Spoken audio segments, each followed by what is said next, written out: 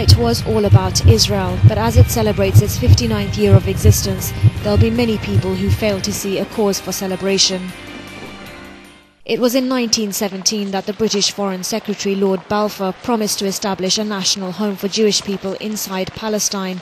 The Balfour Declaration, as it came to be known, was viewed with suspicion by the Arabs right from the start, but their concerns were to be ignored after the Holocaust gave European Jews an urgency to find a home.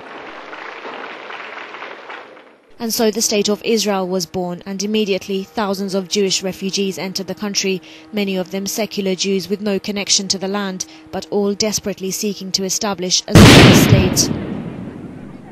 It inevitably created a problem for the indigenous Palestinian population, and indeed their Arab neighbours. They viewed Israel as a state created on stolen land, and vehemently opposed the end of Muslim sovereignty over what is Islam's third holiest site, Jerusalem. For Israel's Arab neighbours, they contested the creation of an American satellite state in the Middle East, and one that is armed to the teeth by US-supplied weapons. All this led to a total of 8 wars in Israel's 59-year history, and in each conflict, Israel has maintained and extended its territories, with the help, of course, of its superpower ally. But underneath big conflicts that make the headlines, there's been the ongoing occupation of Palestinian territories. Nearly 500,000 Jewish homes form part of the settlements in the West Bank, and even though Israel held its withdrawal from the Gaza Strip in 2005, many see that as a strategic move rather than a hand of peace. The high-profile withdrawal from this deeply impoverished strip provided cover for the annexing of yet more land from the West Bank.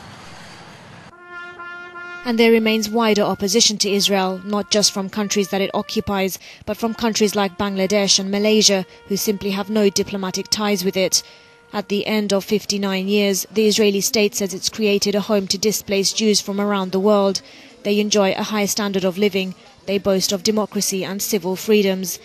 But Israel has gone from being a possible sanctuary to what is now the most dangerous place for Jews in the world, a killing machine that's constantly embroiled in conflict with its neighbours.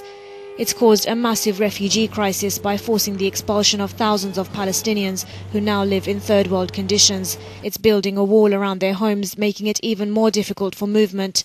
And it frequently invades or launches airstrikes on Palestinian homes, imprisoning their men, women and children. And despite various peace agreements, the Zionist State has refused to address key issues like the Palestinians' right of return or the status of Jerusalem as a capital city for a future Palestinian state. As far as military strength and standards of living goes, in 59 years Israel has raced ahead, achieving more than other countries can in centuries. But when it comes to diplomacy with its neighbours and justice for the Palestinians, this is a country that is still crawling towards peace.